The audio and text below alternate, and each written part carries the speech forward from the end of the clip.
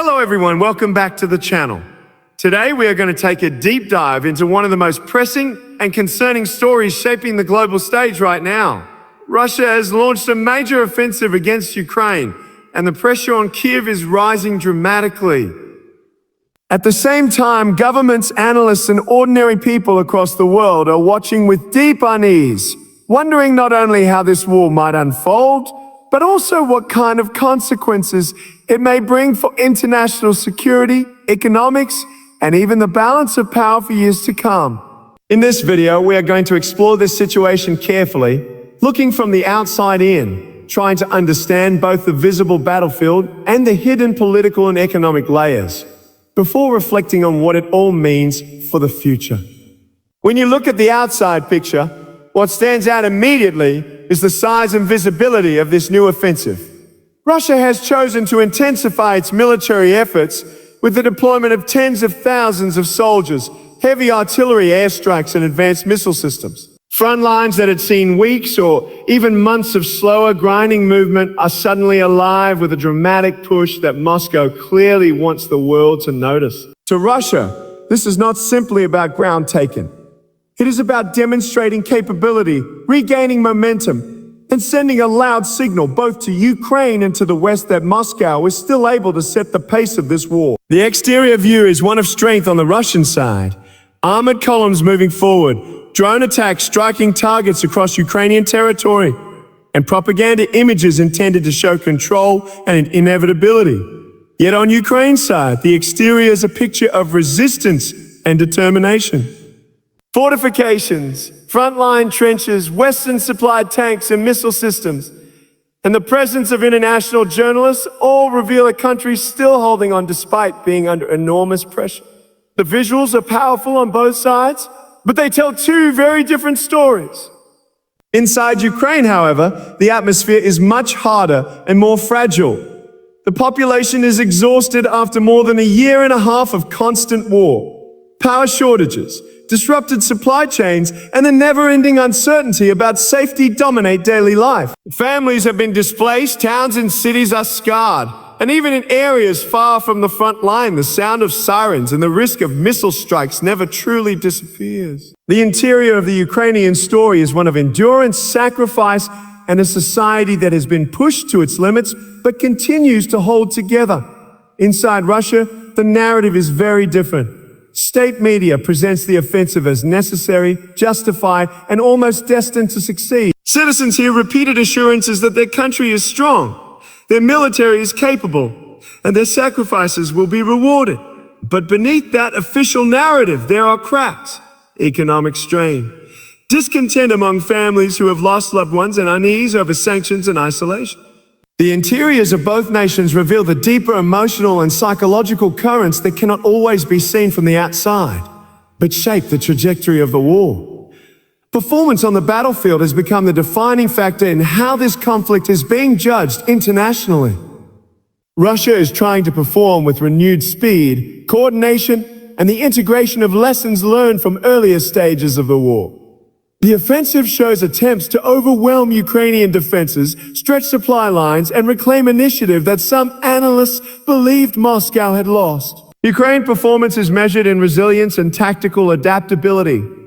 Despite being outgunned in several areas, Ukrainian forces continue to inflict losses, use Western-supplied weapons with effectiveness, and prevent Russia from gaining easy victories. The performance comparison is fascinating. Russia seeks to show overwhelming force and strategic patience, while Ukraine seeks to show creativity, bravery, and the ability to deny Russia quick success. The world is watching not only the territory gained or lost, but also how each side manages resources, morale, and momentum. Safety in this conflict is tragically one of the weakest points. Civilians remain at the mercy of missile strikes, artillery bombardments, and drone attacks. Towns and cities see infrastructure destroyed. Hospitals, schools, power stations, and residential buildings have all been targeted or caught in the crossfire. Efforts to establish evacuation corridors or humanitarian aid routes are inconsistent and often dangerous. Ukraine relies on its air defense systems to protect major population centers, and Western support in this area has been crucial. but no system offers full protection against waves of missiles and drones.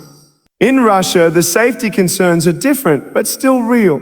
Border towns experience occasional shelling, families deal with the consequences of mobilization, and economic instability threatens everyday security. On the international stage, safety is also a question of preventing the conflict from spilling over into NATO territory or sparking escalation that could involve nuclear rhetoric or other catastrophic possibilities. The absence of guaranteed safety is one of the reasons the world is so uneasy about this moment. Unique selling points, if we can call them that in the context of war, are the features that each side emphasizes in order to justify its struggle and rally support. Russia promotes its vast size, its deep reserves of manpower and weapons, and its historical claim to strategic depth.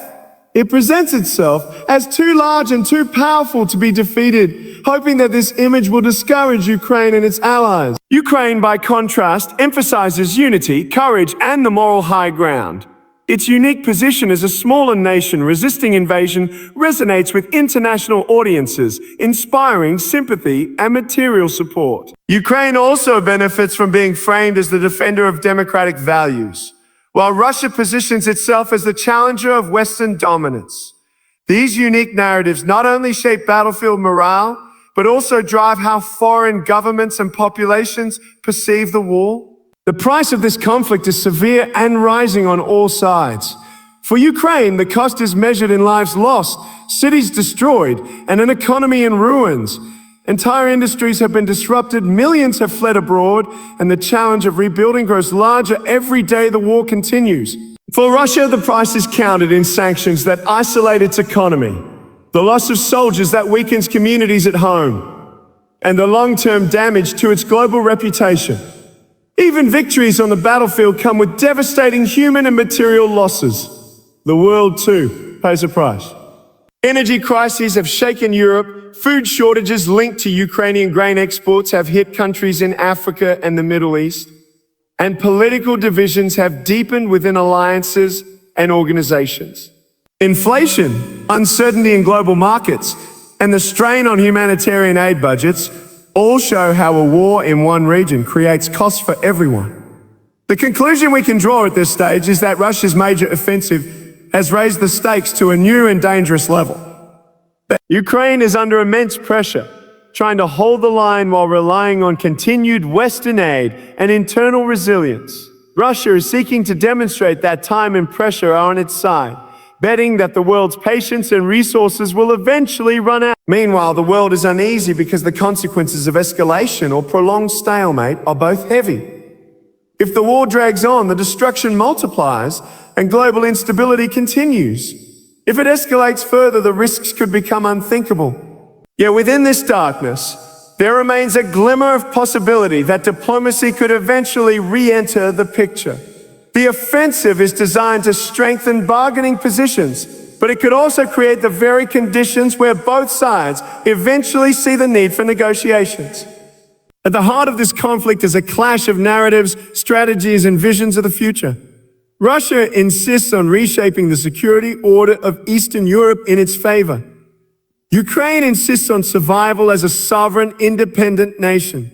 The West insists that aggression cannot be rewarded, and billions of ordinary people, from Kyiv to Moscow to Berlin, to Washington to distant corners of Africa and Asia, live with the consequences of decisions made by leaders far away. What happens in the coming weeks will matter not only for those directly in the war zone, but for everyone connected to the fragile web of global trade, security, and diplomacy. The offensive is a reminder that the cost of war is never limited to those who fight it directly.